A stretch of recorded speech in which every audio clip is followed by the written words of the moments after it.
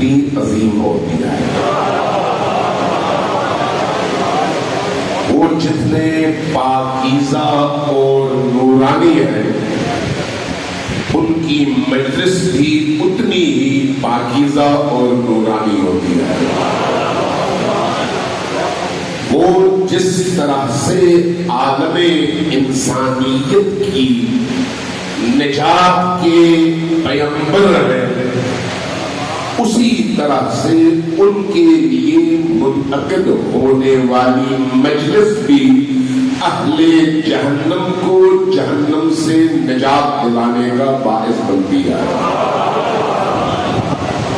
یہ مجلس کوئی رسم نہیں ہے. یہ نہ سمجھے کہ ان مجالس میں آپ نے روٹین میں ایک کلچر کے طور پر سالانہ ایک تہوار کے طور پر شرکت کی اور چلے گئے. نہیں، ایسا نہیں ہے. یہ مجالس ایک روح رکھتی ہے، زندہ مجالس ہے. آپ کو یہ اجتماع نظر آ رہا ہے لیکن شاید آپ کو یہ نہ معلوم ہو کہ ان مجالس کے اثرات عالم ملکوت تک جاتے ہیں. شرط صرف اتنی ہے کہ ممبر پاک ہو، مجلس پاک ہو، آنے والے باوضو ہو کر آئے، اور جب مجلس حسین میں بیٹھے تو وہ بانی کے لیے یا خطیب کے لیے نہیں بلکہ حسین کی والدہ حضرت زہرا کے لیے تشریف لائے.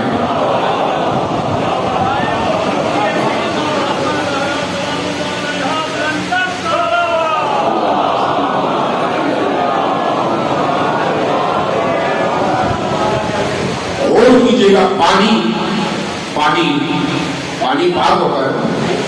اگر آپ دریا میں چلے جائیں تو دریا کا پانی پاک ہوتا ہے، سمندروں کا پانی پاک ہوتا ہے، لیکن پاک ہونے کے ساتھ ساتھ اس میں ایک اور خصوصیت بھی شامل ہے. مثلا کپڑا پاک ہوتا ہے لیکن اس میں یہ خصوصیت نہیں ہے کہ وہ کسی نجس کو پاک کر سکے. کپڑا اگر پاک ہو تو خود اپنی ذات میں پاک ہے لیکن اس میں یہ خصوصیت نہیں ہے کہ وہ کسی اور نجس کو پاک کر سکے. لیکن پانی کے اندر یہ خصوصیت ہے کہ وہ خود پاک بھی ہے اور نجس کو پاک کرنے کی صلاحیت بھی رکھتا ہے. اہل البیت کی محبت نور ہے اور اس نور کے اندر یہ خصوصیت ہے کہ جہاں جہاں تاریکی ہو اس تاریکی کو ختم کر کے تاریک دنیا کو نورانی کر دے. اہل البیت کی مجلس میں یہ خصوصیت ہے کہ وہ مجلس خود پاک ہوتی ہے اور جو اس مجلس میں آتا ہے اس کو بھی وہ مجلس پاک کر سکتی ہے. اور اہل البیت کی محبت میں یہ خصوصیت ہے، مودت میں یہ خصوصیت ہے، عشق میں یہ خصوصیت ہے اور ان سے تعلق میں یہ خصوصیت ہے کہ جہاں جہاں محبت پیدا ہو جائے، جہاں جہاں مودت پیدا ہو جائے، جہاں جہاں عشق پیدا ہو جائے، وہاں وہاں یہ عشق، یہ مودت اور یہ محبت خود چونکہ پاک اور نورانی ہے، پاکیزگی اور نور لے کر آتی ہے اور ہر انسان کو پاک کر دیتی ہے. ہر انسان کو پاک کر دیتی ہے. اور کیجیے گا، سمجھانا چاہ رہا ہوں، انسان اہل البیت سے جڑنے کے نتیجے میں، رسول اللہ سے جڑنے کے نتیجے میں، اللہ سے جڑنے کے نتیجے میں پاک ہو جاتا ہے. اور اگر نجس ہے۔ انما المشرکون نجس، قرآن نے کہا مشرک جو ہے وہ نجس ہوتے ہیں۔ مشرک کیا مجھ میں، آپ میں اور کسی مشرک میں جسمانی حوالے سے کوئی فرق ہے؟ اس کے 2 کی جگہ 4 کان تو نہیں ہوتے، 2 کی جگہ 3 آنکھیں تو نہیں ہوتی، 2 کی جگہ 3 ٹانگیں تو نہیں ہوتی، ہماری ہی طرح کا انسان ہوتا ہے۔ فرق کیا ہے؟ ایمان۔ فرق کیا ہے؟ اس ہستی سے جڑنا یا کٹنا۔ جڑنے سے پہلے نجس ہوتا ہے اور جڑنے کے بعد پاک ہو جاتا ہے۔ اس لیے کہ انسان کے اندر اللہ تبارک و تعالی نے یہ خصوصیت، یہ استعداد اور یہ کیپیسٹی رکھی ہوئی ہے کہ اگر وہ اس ہستی سے جڑ جائے تو پاک ہو جائے۔ لیکن اگر کسی خنزیر کو لایا جائے انسان کی جگہ، کسی کتے کو لایا جائے، اگر فرض کریں اس کو آپ بولنا سکھا دیں، وہ اگر لا الہ الا اللہ کہے تو یہ لا الہ الا اللہ اس خنزیر یا کتے کی پاکیزگی کا باعث بن سکتا ہے یا نہیں بن سکتا؟ کیوں؟ اس لیے کہ اس کے اندر پاک ہونے کی استعداد ہے ہی نہیں۔ خنزیر کے اندر پاک ہونے کی صلاحیت نہیں ہے، کتے کے اندر پاک ہونے کی صلاحیت نہیں ہے۔ انسان کو اللہ نے یہ صلاحیت اور خصوصیت دے کر بھیجا ہے۔ جب انسان کو یہ صلاحیت اور خصوصیت دے کر بھیجا تو پھر ان کو پاک کرنے کے لیے پاکوں کا ایک سلسلہ بھی بھیجا،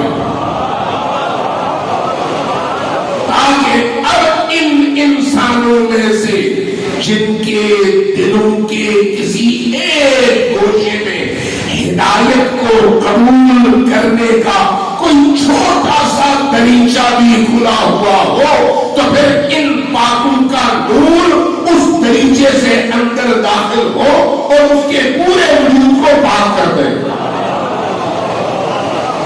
اس لیے انسان میں بھی 2 طرح کے لوگ ہیں۔ ایک وہ ہے جن کو قرآن نے کہا لہم قلوب لا یفقہون بہا، ان کے دل تو ہے لیکن سمجھتے نہیں ہیں۔ لہم آذان لا یسمعون بہا، ان کے کان تو ہیں لیکن سنتے نہیں ہیں، سنتے ہیں لیکن سمجھنے کے لیے تیار نہیں ہوتے۔ وَلَهُمْ أَعْيُنٌ لَا يُبْصِرُونَ بِهَا، ان کی آنکھیں ہیں لیکن دیکھتی نہیں ہیں، دیکھتے ہیں لیکن دیکھنے کے بعد حق کو آگے اپنے سامنے موجود پانے کے بعد اس حق کو قبول کرنے کے لیے تیار نہیں ہوتے۔ کچھ انسان اس طرح کے ہوتے ہیں اور ان کے مقابلے میں کچھ انسان ایسے ہوتے ہیں جو اگرچہ اپنے اعمال کے لحاظ سے گنہگار ہو، اگرچہ اپنے اعمال کے لحاظ سے خطاکار ہو، غلطیاں ان کی زندگی میں ہو، لیکن جب ہدایت کی کوئی ایک کرن پاکوں کے ذریعے سے اس تک پہنچے تو وہ ایک کرن اپنا اثر کر جاتی ہے اور اس کی پوری تاریخ زندگی نورانیت میں تبدیل ہو جاتی ہے۔ اس لیے مولا علی کے حوالے سے جنگ صفین کے بارے میں یہ روایت موجود ہے کہ جنگ صفین چونکہ بہت لمبی جنگ ہے، کئی ماہ تک یہ جنگ جاری رہی، تو ایک دن جب جنگ سے فارغ ہو کر شام کے ٹائم استراحت کے لیے امیر المومنین اور باقی ساتھی خیمے میں تشریف لائے تو غالباً 2 طرح سے مجھے یاد ہے، یا ابن عباس یا مالک اشتر طریقہ یہ کہا مولا آج میں نے آپ کی نسبت زیادہ دشمن مارے ہیں۔ فرمایا کیا مطلب؟ کہا کہ آپ نے اتنے مارے میں نے گنے اور میں نے اتنے مارے میں نے آپ سے زیادہ تعداد میں مارے۔ امیر المومنین مسکرائے، مسکرا کر فرمایا کہ ہاں تم صحیح کہہ رہے ہو کہ عدد کے لحاظ سے تم نے زیادہ مارے ہیں، لیکن ایک فرق ہے، وہ فرق کیا ہے؟ تم نے جو بھی سامنے آیا اس کا سر کاٹ دیا، جو بھی سامنے آیا اس کا سر تم نے کاٹ دیا، لیکن میں نے جو بھی سامنے آیا اس کی 7 نسلوں میں دیکھا، اگر کوئی ایک علی والا ہے تو اس کو چھوڑ دیا۔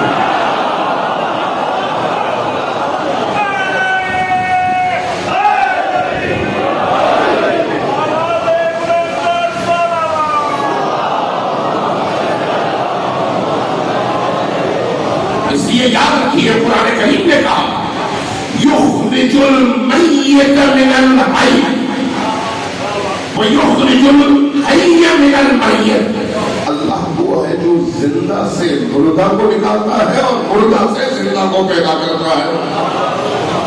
کافر سے اور اس کی کوکھ سے بعض اوقات اللہ ولی پیدا کرتا ہے، اور بعض اوقات بڑے ہی اچھے لوگوں کی اولادیں انتہائی موذی اور دشمن اہل بیت بن کر نکل آتی ہیں۔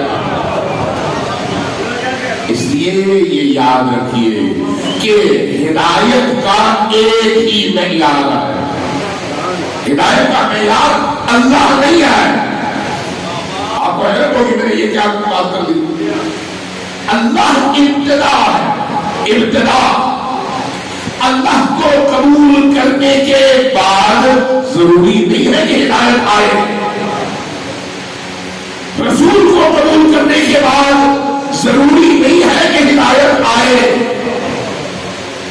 قرآن کریم نے ایک جملہ کہا، میں آپ کو خود قرآن کریم کی آیات کی صورت میں بتانا چاہوں گا تاکہ آپ کا ذہن واضح ہوتا چلا جائے۔ چاہے کوئی یہاں پر وہابی بیٹھا ہو، دیوبندی بیٹھا ہو، بریلوی بیٹھا ہو، شیعہ بیٹھا ہو، کوئی بھی مسلمان بیٹھا ہوگا ہو، ذرا غور کیجئے گا۔ قرآن کہتا ہے وقالت الاعراب آمنا، عرب بادیہ نشین آئے اور انہوں نے کہا لا الہ الا اللہ محمد رسول اللہ، اور کہا کہ یا رسول اللہ ہم ایمان لے آئے۔ وقالت الاعراب آمنا، رسول نے کیا فرمایا؟ رسول نے بھی اللہ نے فرمایا کس سے؟ رسول سے، کہ ان سے کہیے قولو، ان سے کہیے، کیا کہیے؟ قولو اسلمنا ولا، ان سے کہیے کہ یہ کہیں کہ ہم نے اسلام کو قبول کر لیا ہے لیکن ایمان نہیں۔ ایمان بڑا اونچا مرتبہ ہے، ابھی اسلام سے ایمان تک پہنچنے کے لیے تمہیں بہت سارا سفر کرنا پڑے گا۔ لا یدخل الایمان فی قلوبکم، ابھی ایمان تمہارے دلوں میں داخل نہیں ہوا۔ اللہ کو قبول کیا، ایمان داخل نہیں ہوا ابھی، رسول کو قبول کیا، ایمان داخل نہیں ہوا ابھی۔ ایمان تب داخل ہوگا جب اللہ نے جو کہا، رسول نے جو کہا اس پر تم ایمان لے آؤ، اور اللہ اور رسول کی آخری خواہش یہ ہے کہ علی کی ولایت کو قبول کر لو۔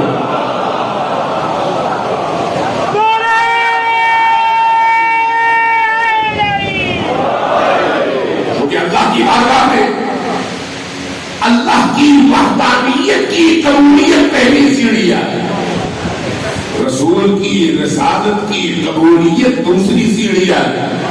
لیکن اللہ تب آپ کے ایمان اور اسلام سے راضی ہوتا ہے جب آپ اللہ کے حکم اور رسول کے اعلان کے مطابق علی کی ولایت کو قبول کر لیں۔ علی کی ولایت اس حوالے سے دین اسلام کی روح ہے۔ اگر کوئی شخص دین تک پہنچنا چاہتا ہے تو اس کے پاس اللہ اور رسول تک پہنچنے کا کوئی راستہ نہیں ہے، ایک ہی دروازہ ہے جس کو علی کہتے ہیں۔ سمجھ لیجیے گا محمد والے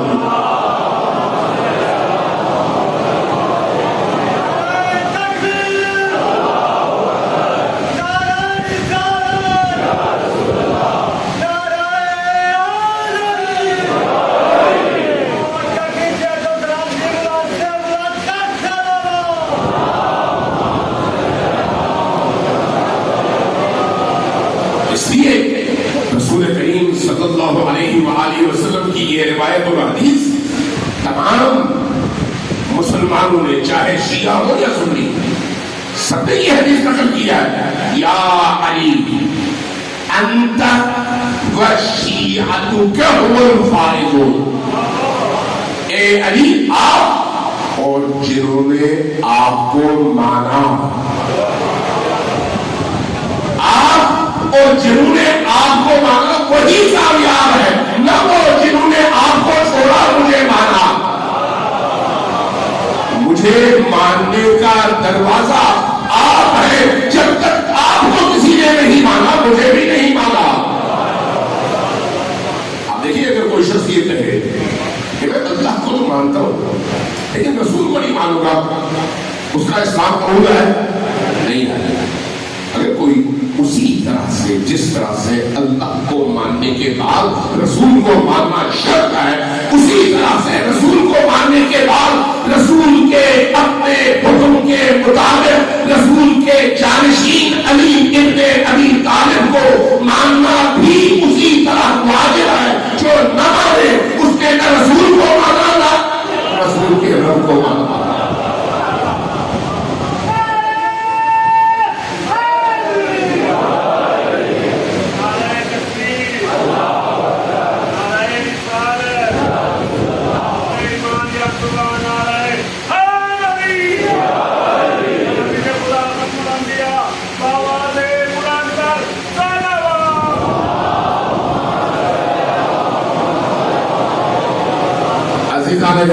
عزادارہ میں سید الشہداء اور قافلے حسینی کے جوانوں، آپ قافلے حسینی کے جوان ہیں۔ عزادار کون ہوتا ہے؟ جو قافلے کربلا کے راہی بھی ہوں اور اس کے ممبرز بھی ہوں، وہ عزادار ہوتا ہے۔ آپ قافلے حسین کے ممبر ہیں، معمولی نہیں ہے۔ یہ یاد رکھیے، ہم زیارت عاشورہ پڑھتے ہیں یا نہیں پڑھتے؟ آپ میں سے بھی ہر ایک نے پڑھی ہوگی ہے۔ زیارت عاشورہ میں ہم ایک جملہ پڑھتے ہیں، انی سلم لمن سالمکم وحرب لمن حاربکم وولی لمن والاکم وعدو لمن عاداکم ومحب لمن احبکم ومبغض لمن ابغضکم۔ کیا مطلب ہے اس میں؟ کبھی آپ نے غور کیا؟ لیکن محبوب اگر مادی ہو تو محبوں کے درمیان جھگڑا پیدا ہوتا ہے۔ آپ ہم سب اس دنیا میں جیتے ہیں، کسی زمین، کسی جائیداد، کسی بلڈنگ، کسی عورت، کوئی گاڑی اگر ہمارے درمیان محبت کا محور بن جائے تو ہر ایک کی خواہش ہوتی ہے کہ میری ہو اس کی نہ ہو۔ ہوتا ہے زمین اس لیے لڑائی کا باعث بنتی ہے، عورت اس لیے لڑائی کا باعث بنتی ہے، پیسہ اس لیے لڑائی کا باعث بنتا ہے، جائیداد اسی لیے لڑائی کا باعث بنتا ہے۔ ایسا ہے یا نہیں؟ یہ مادی چیزیں کبھی بھی آپ کو جوڑ نہیں سکتی۔ آپ کو کبھی بھی دنیا کی مادی چیزیں ایک دوسرے سے جوڑ نہیں سکتی، ہاں توڑ ضرور سکتی ہیں۔ جہاں آپ کو اپنا مفاد اسی مادی حوالے سے خطرے میں نظر آیا، آپ نے اپنا رستہ الگ کر لیا، دوسرے نے اپنا رستہ الگ کر لیا۔ جہاں مادیت ہوگی وہاں پر نہ علی ہوگے نہ حسین ہوگے۔ توجہ چاہیے۔ جہاں ایسا کوئی جھگڑا ہوگا تو یاد رکھیے نہ علی کی وجہ سے ہوگا نہ حسین کی وجہ سے ہوگا۔ چونکہ حسین جوڑنے کا نام ہے، توڑنے کا نہیں۔ علی جوڑنے کا نام ہے، توڑنے کا نہیں۔ علی جوڑنے کے لیے آئے۔ اگر ہمارے درمیان کوئی شخص علی کا دیوانہ ہو، اور اپنی حرکتوں سے ہمارے دل میں جگہ بنا لے کہ یہ واقعی علی کا دیوانہ ہے. مجھے یہ بتائیے کبھی آپ کے دل میں اس علی کے دیوانے کے حوالے سے حسد پیدا ہو سکتا ہے؟ حسد نہیں ہو سکتا. کیوں؟ اس لیے کہ وہ علی مادی نہیں ہے، عالم ملکوت کا ہے. چونکہ وہ مادی نہیں ہے، عالم ملکوت کی ہستی ہے، اس لیے اس کی محبت حسد کا باعث نہیں بنتی بلکہ محبوب سے محبت کا باعث بن گیا. دنیا کے کسی کونے میں چلے گیا، افریقہ چلے گیا، ایئرپورٹ سے نکلے ٹیکسی میں بیٹھے، دیکھا آپ نے سامنے ڈرائیور کوئی سیاہ رنگ کا حبشی ہے، آپ نے گفتگو شروع کر دی، اس نے کہا کہ میں مسلمان ہوں. ایک دفعہ آپ کے دل میں فوراً اس کے لیے محبت پیدا ہوگی. کیوں؟ اس لیے کہ ہمارے اور اس کے درمیان خدا رسول مشترک ہے. کچھ دیر گزرنے کے بعد اگر اس نے کہا یا علی مدد، تو اس وقت آپ کی کیفیت کیا ہوتی ہے؟ بے ساختہ آپ کی آنکھ نم ہو جاتی ہے، اس لیے کہ علی کی محبت نے آپ کو اور اس کو جوڑ دیا ہے. ایسا ہے یا نہیں ایسا؟ آپ کہیں پر نہیں چلے گئے. یہ کیوں ہے؟ یہ علی کی اس ملکوتی ہستی کی برکت ہے، مادی ہستی نہیں ہے.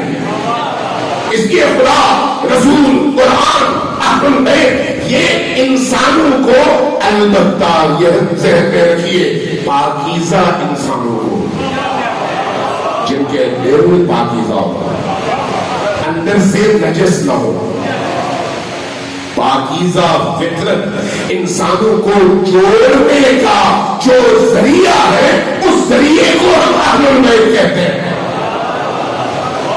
یہ جو مجلس ہے، یہ مجلس کس لیے ہے؟ جوڑنے کے لیے. کس کو؟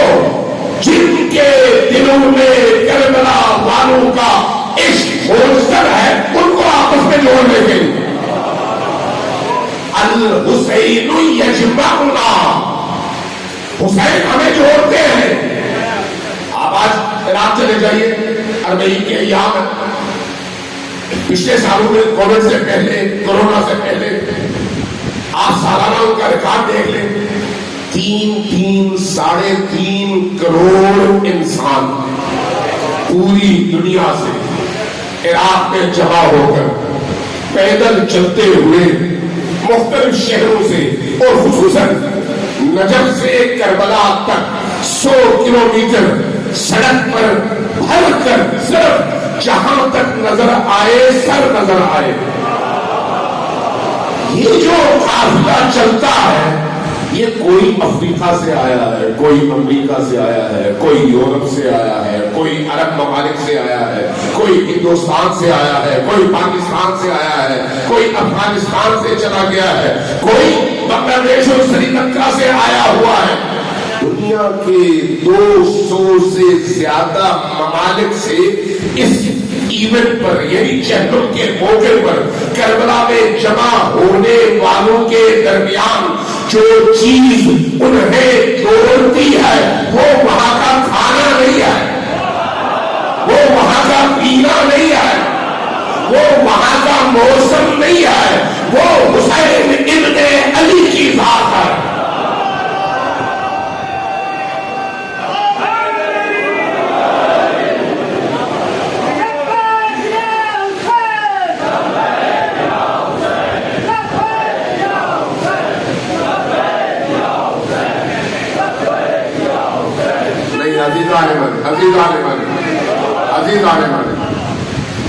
یہ جو آپ لبیک کا نعرہ لگاتے ہیں، یہ میرے لیے نہیں ہے، یہ ذہن میں رکھیے، یہ کربلا والوں کے لیے. اور کربلا والوں کے لیے کس وجہ سے ہے؟ آپ آج 1400 سال بعد کبیر والا میں جوان ہونے والے نوجوان اور بچے اور میری عمر کے لوگ کہہ رہے ہوتے ہیں کہ مولا عصر عاشور آپ اکیلے تھے، کاش میں ہوتا. آپ نے ندا دی، کوئی جواب دینے والا نہیں تھا، لیکن آج میں ہوں. اب ابھی آپ اس ندا کے جواب میں کہتے ہیں لبیک یا حسین.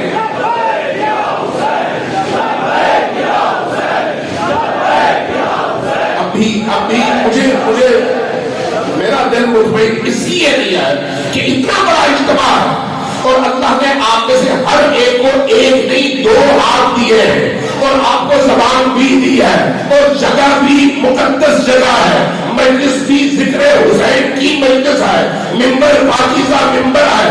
اگر آج ہم حسین کو دھیمے انداز میں جواب دیں گے تو کل شاید اکیلے رہ جائیں تو جواب نہ دے سکیں.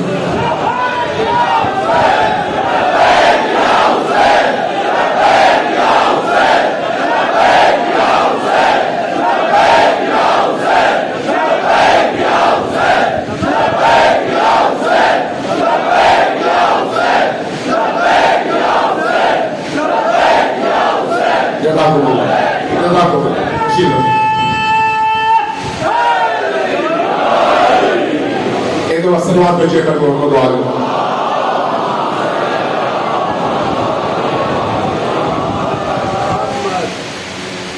ایک بار پھر سلوات بھیجے کر محمد والے.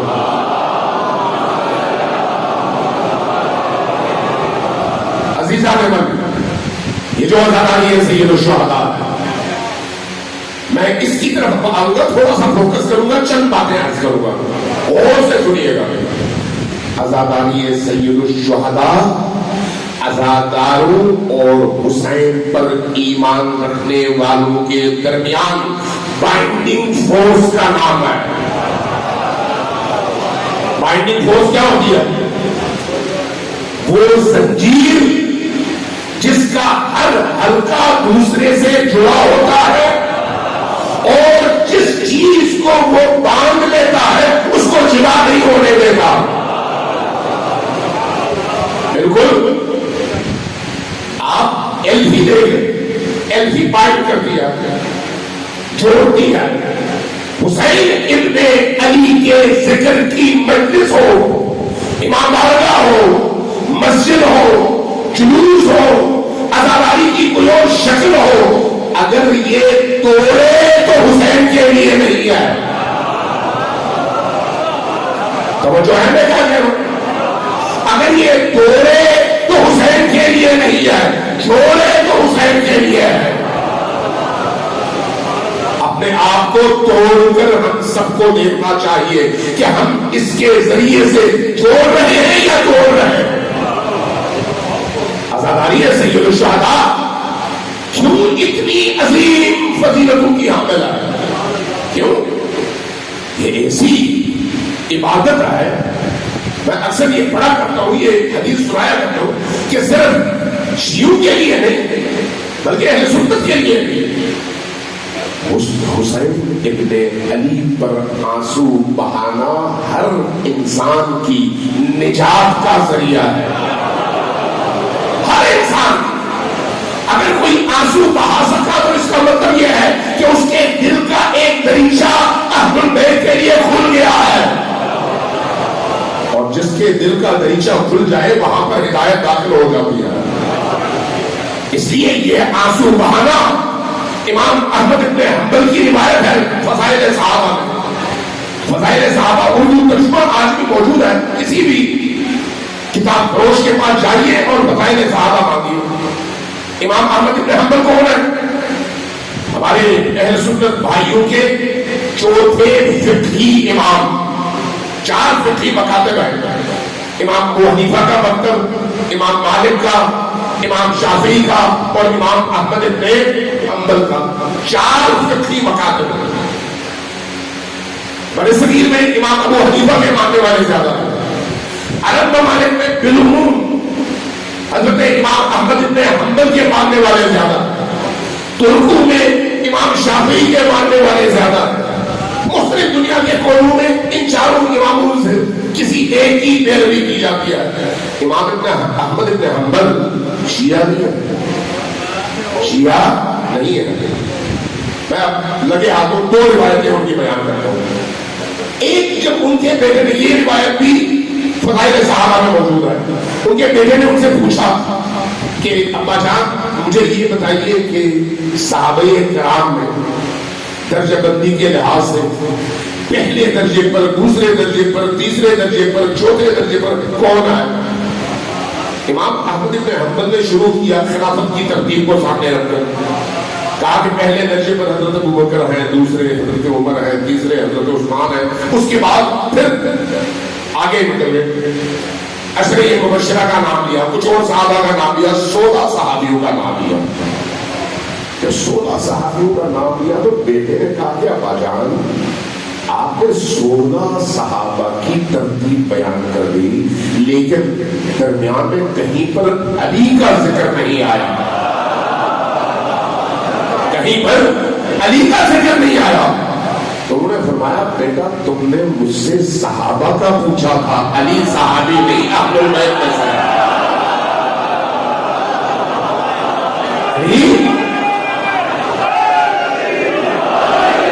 علی صحابی نہیں، اہل البیت میں سے۔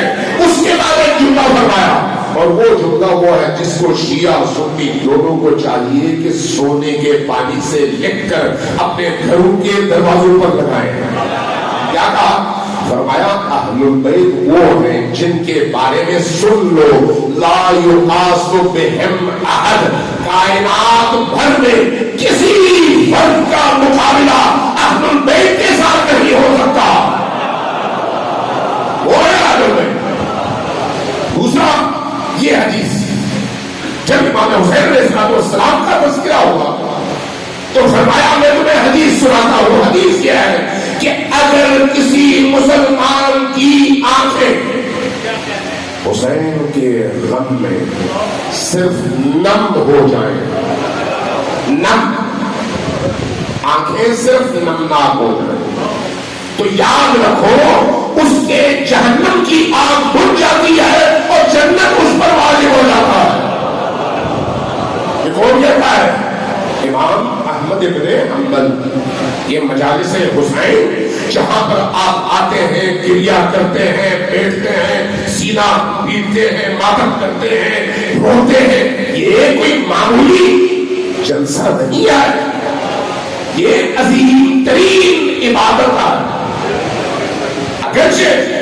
اگرچہ واجب عبادت کسی نے نہیں کہا کہ کوئی اگر ماتم نہ کرے تو کہا جائے کہ اس نے عبادت چھوڑ دی، لیکن یہ یاد رکھیے جتنے بھی واجب امور ہیں فقہی حوالے سے، جتنے بھی فرض، جتنی عبادات ہیں، چونکہ ٹائم کم ہے میں اس پر زیادہ گفتگو نہیں کر سکتا، ورنہ میں آپ کو بتاتا اس کی طرح تشریح کرتا۔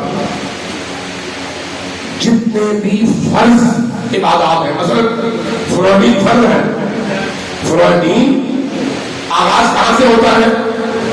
نماز، روزہ، زکات، حج، خمس، جہاد، امر بالمعروف، نہی عن المنکر، تولا اور تبرع، فروضی ہے نا؟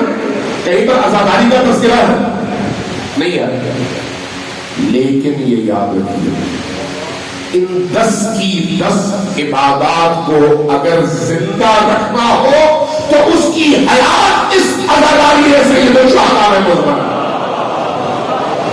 یہ عزاداری روح الوہیت خدا ہے، اس لیے کہ ان آنسو کے ذریعے سے آپ کو حسین سے یہ عزاداری جوڑتی ہے، آپ کے دل کو حسین کا گھر بناتی ہے، آپ کے دل کو فاطمہ الزہرا سلام اللہ علیہا کا گھر بناتی ہے، علی کا گھر بناتی ہے، نبی کا گھر بناتی ہے، اور پھر خدا کا گھر بناتی ہے۔ اس لیے جس دل میں غم حسین ہوگا وہاں پر خدا بھی ہوگا، رسول بھی ہوگا، لیکن جس دل میں عشق حسین نہ ہو، عشق حسین، جس دل میں حب حسین نہ ہو، جس دل میں بندگی حسین نہ ہو، جس دل میں ولایت حسین نہ ہو، جس دل میں مودت حسین نہ ہو، وہ اس بنجر زمین کی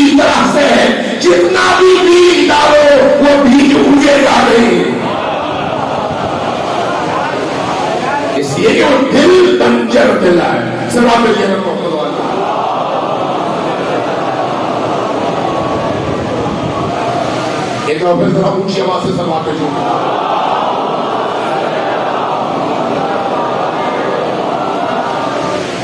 عزیزان من جب صلوات بھیجیں نمبر 1 آپ سب مل کر بھیجیں.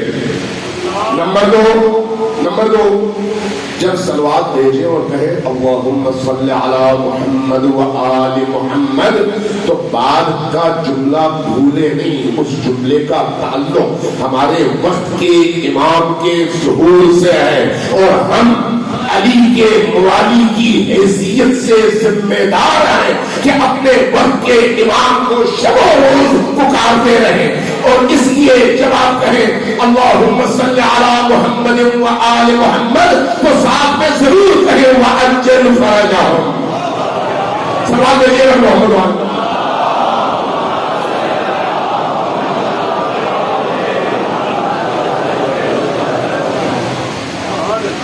ایک دو پھر سوال دیجیے گا محمد.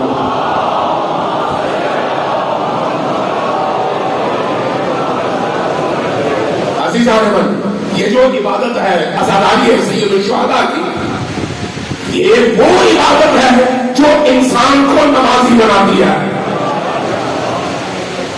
عزادار اگر ہو تو نمازی بھی ہوگا. ضروری نہیں ہے کہ نمازی ہو تو عزاداری کی توفیق بھی ملے، یہ ضروری نہیں ہے. تو بہت سارے ایسے نمازی ہیں جو حسین کی مجلس میں آنے کی توفیق سے ہمیشہ محروم رہتے ہیں، عام مسلمانوں میں آنے کی. اس لیے یہ یاد رکھیے کہ عزادار ہوگا تو پھر پہلی صف کا نمازی بھی ہوگا. عزادار ہوگا تو وقت پر پڑھنے والا نمازی بھی ہوگا. عزادار ہوگا تو قرآن پڑھنے والا ہوگا. عزادار ہوگا تو اہل البیت کی دی ہوئی مناجاتوں اور دعاؤں سے آشنا بھی ہوگا اور اس کی روح پاکیزہ اور نورانی بھی ہوگی. عزاداری ہے سید الشہداء اس برکت کا نام ہے، اس برکت کا. اب دیکھیے فرق کیا ہے. ایک واقعہ کل کہیں پر میں نے سنایا تھا، آج آپ کو بھی سنا دیتا ہوں. سب آپ میں چیک محمد والے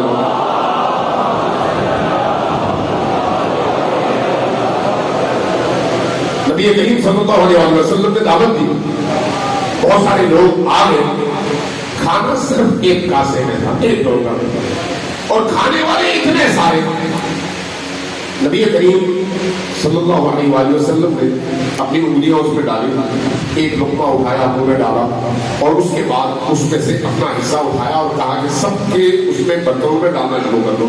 سب نے کھایا، برتن میں پھر بھی کھانا بچ گیا. یہ کیا ہے؟ یہ اس کو کہتے ہیں برکت. اس کو کیا کہتے ہیں؟ برکت. کاسا ایک ہے لیکن 100 آدمی کھاتے ہیں، سب کا پیٹ بھر جاتا ہے لیکن کھانا ختم نہیں ہوتا. یہ برکت کب آتی ہے؟ جب اہل البیت واسطہ بنے، نبی اور آل نبی واسطہ بنے. اور یہی برکت انسان کی پوری زندگی میں آتی ہے. جب آپ کہتے ہیں رزق، جب آپ کہتے ہیں روزی، روزی صرف روٹی نہیں ہے، روزی صرف گھر نہیں ہے، روزی صرف گاڑی نہیں ہے، روزی صرف آپ کی تنخواہ نہیں ہے. یہ جو آپ کے اندر ایمان ہے یہ بھی روزی ہے اور بہترین روزی ہے. یہ جو عشق علی و آل علی ہے یہ روزی ہے اور بہترین روزی ہے. ہر ایک کو نہیں نصیب ہوتی، انہیں کو نصیب ہوتی ہے جن کو برکت ملتی ہے. اور یہ برکت سید الشہداء کی مجلس سے ملتی ہے. اس لیے سید الشہداء کی مجلس اور سید الشہداء کے گھر کو ملانے کا ذریعہ بناؤ، توڑنے کا ذریعہ نہ بناؤ. اگر توڑنے کا ذریعہ بناؤ گے تو برکت ختم، توڑنے کا ذریعہ بناؤ گے تو پھر حسین وہاں پر نہیں ہوں گے. حسین کو راضی کرنا ہے یا نہیں؟ اگر حسین کو راضی کرنا ہے تو پھر اپنے معیارات بدل لو. حسین کے معیارات اور اہل البیت کے معیارات اور ہیں اور ہمارے معیارات اور. ٹائم ہے ایک اور سوال بھیجیے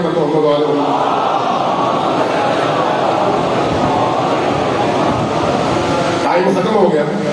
میں صرف اشارہ کر کے گزر جاتا ہوں چونکہ پھر یہ موضوع ایسا ہے جس پر گھنٹوں گفتگو کی جائے حق ادا نہیں ہوتا. یہ یاد رکھیے عزیزان من کہ اہل البیت کا معیار اور ہے, ہمارا معیار اور ہے. ہمارا معیار یہی ہے. دیکھیے امام بارگاہ بھری ہوئی ہے, ہم بڑے خوش ہوں گے, بانی مجلس کے ہمارے بڑے خوش ہوں گے کہ بڑی پررونق مجلس ہوئی. یہ ہمارا معیار ہے. کیوں؟ ہم ظاہر کو دیکھتے ہیں, ہم ظاہر کو دیکھتے ہیں. جب ظاہر کو دیکھیں گے کہیں گے بڑے لوگ آ گئے تو خوش ہوں گے, کیا اللہ نے بڑی برکت دی. ٹھیک ہے, یہ بھی اس کا ایک اس کی شکل ہے. گریہ وزاری بہت ہوا, ہم بڑے خوش ہوں گے کہ بڑی جم گئی مجلس اور ذاکر نے, خطیب نے, مولانا نے بڑی اچھی پڑھی اور لوگوں نے بھی بڑا گریہ کیا. یہ ظاہر ہے, یہ ظواہر ہے. لیکن اہل البیت ظواہر کو نہیں قلوب کو دیکھتے ہیں. اہل البیت کی نگاہ میں تعداد اہم نہیں ہے, اخلاص اہم ہے. اہل البیت کا معیار عددی برتری نہیں ہے, وہ کیفیت ہے کہ کون کتنی پاکیزگی اور اخلاص کے ساتھ ان کے نام پر مجلس کا انعقاد کرتا ہے.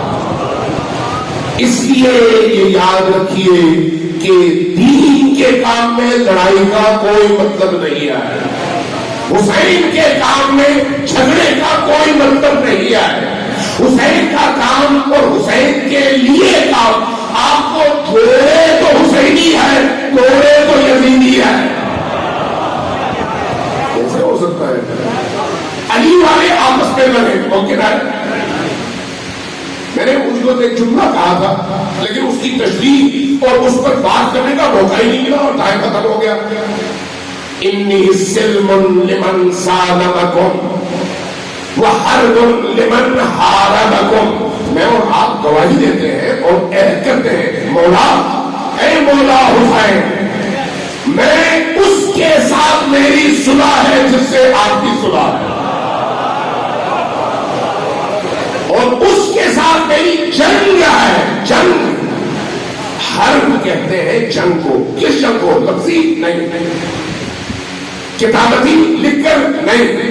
حرب اس جنگ کے لیے استعمال ہوتا ہے جہاں پر تلوار ہاتھ میں ہو, جہاں پر بندوق ہاتھ میں ہو.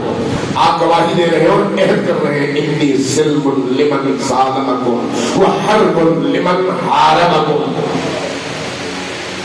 یعنی میں ہر اس پارٹی فرد گروہ کے ساتھ حالت جنگ میں ہوں جس سے آپ حالت جنگ میں.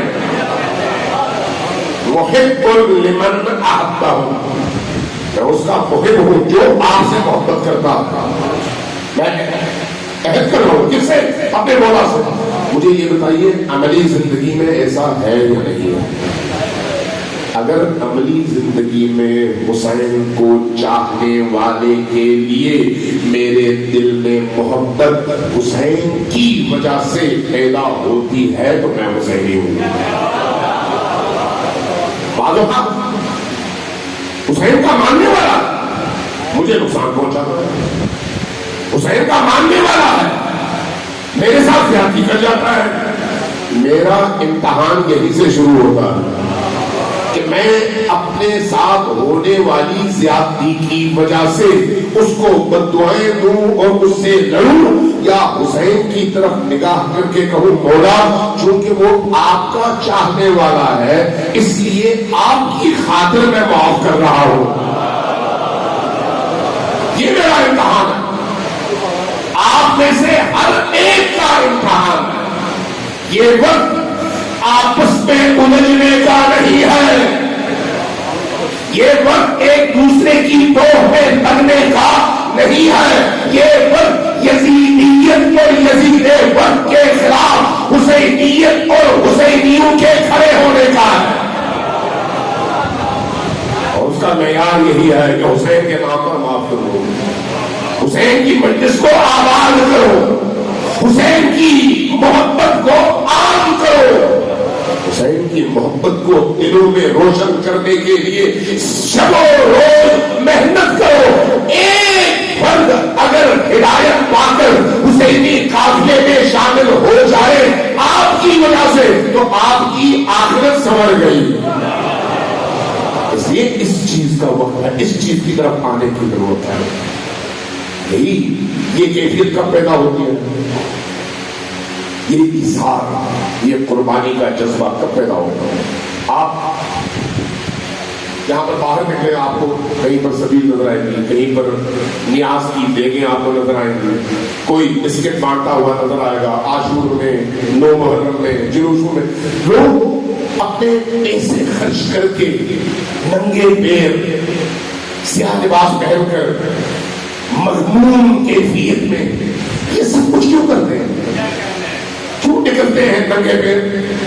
کیوں نکلتے ہیں پانی بنا کر, شربت بنا کر, دودھ کی سبیلیں لگا کر کیوں نکلتے ہیں؟ ساری عمر محنت کرتے ہیں ان ایام میں عزاداروں کو نہیں بلکہ تمام مخلوقات کو کھلا پلا کر خوش کیوں ہوتے ہیں؟ جبکہ عام زندگی میں ہر ایک اپنے پیٹ کے لیے دوسرے کا پیٹ کاٹنے کے در پہ ہوتا ہے. یہ حسینیت ہے جو آپ کو سکھاتا ہے کہ اپنا پیٹ کاٹو, دوسروں کا پالو. یہ حسینیت ہے, یہ حسینی روش ہے جو آپ کو ایثار اور قربانی سکھانے کا باعث ہے. عزاداری ایسے ہی یہی کام کرتی ہے. اس لیے جب آپ عزاداری میں آتے ہیں, جب آپ ان مجالس میں آتے ہیں, صادق آل محمد نے جملہ ارشاد فرمایا, بڑا ہی عجیب جملہ ہے. فرمایا نفس المحموم لحمنا تسبیح.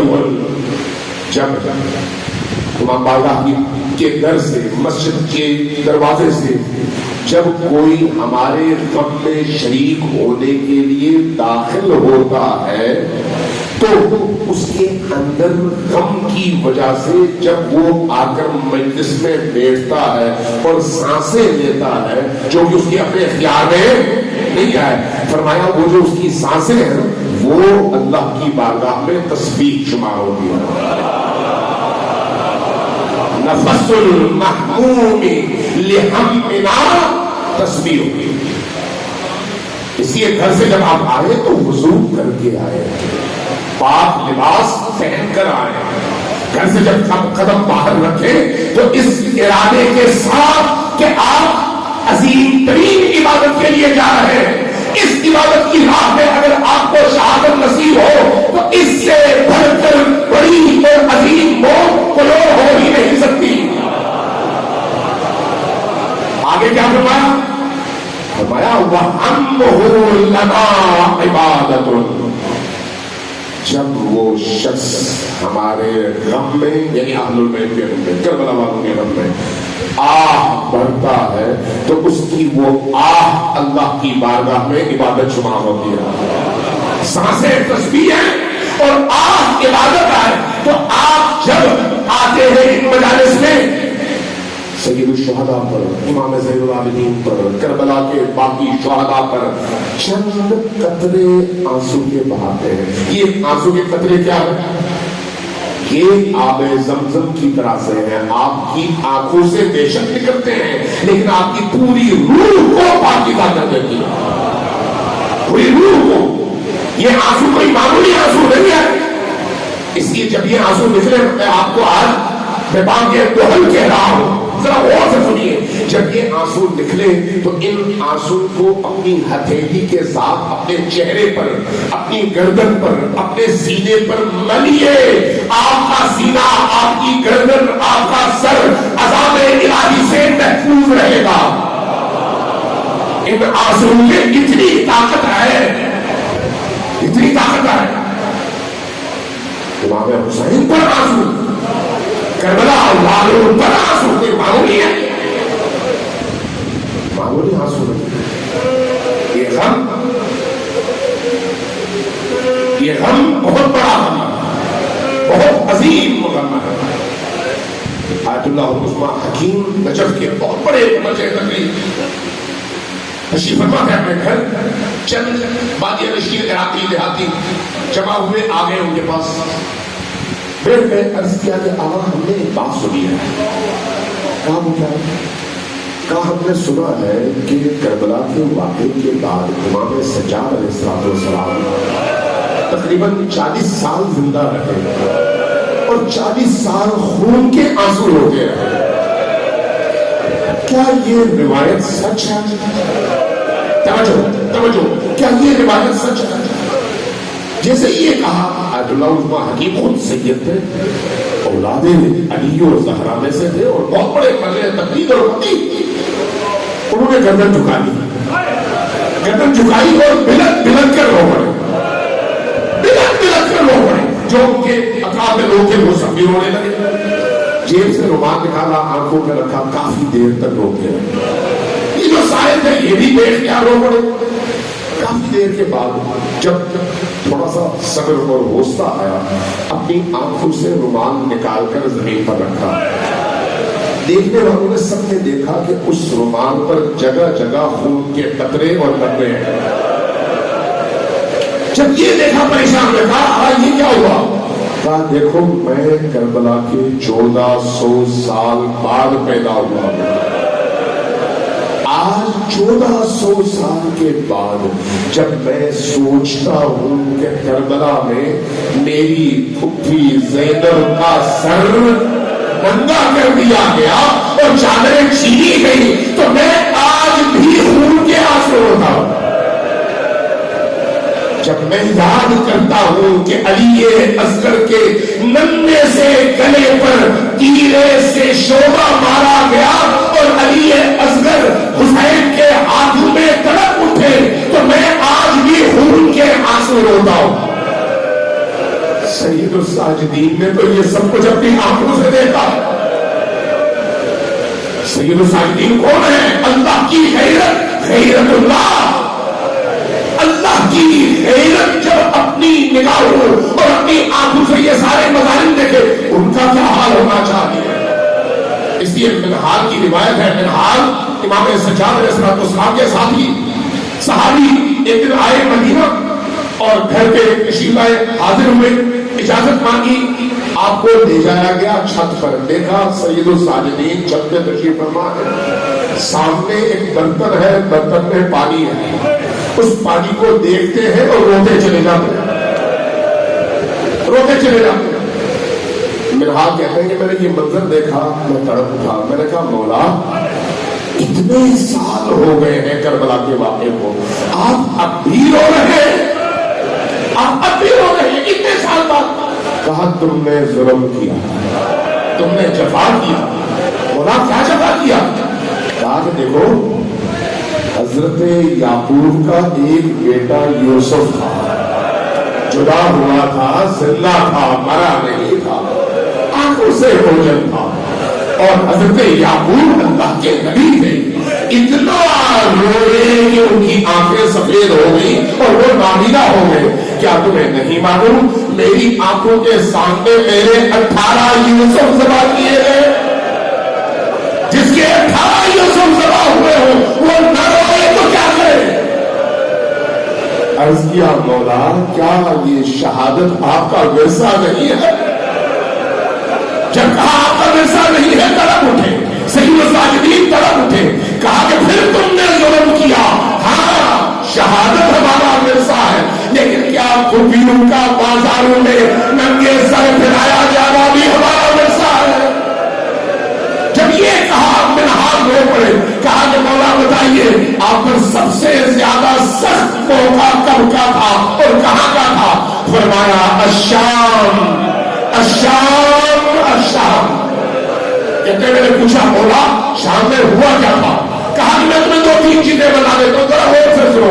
جب ہمیں شام کے بازاروں میں داخل کیا جا رہا تھا تو تمام شامیوں کو جمع کیا گیا، خانوادوں کو جمع کیا گیا. ان سے کہا گیا غداروں اور خارجیوں کو لے کر آ رہے ہیں، آپ لوگ استقبال کریں. اب ان کے ہاتھوں میں انگارے تھے، ان کے ہاتھوں میں ابلتا ہوا پانی تھا، ان کے ہاتھوں میں پتھر تھے. اور جب ہمیں داخل کیا جا رہا تھا تو ہمیں سواریوں سے اتارا گیا، ہمیں زمین پر کھڑا کر دیا گیا، ہمارے ہاتھوں اور گردنوں کو زنجیروں سے باندھ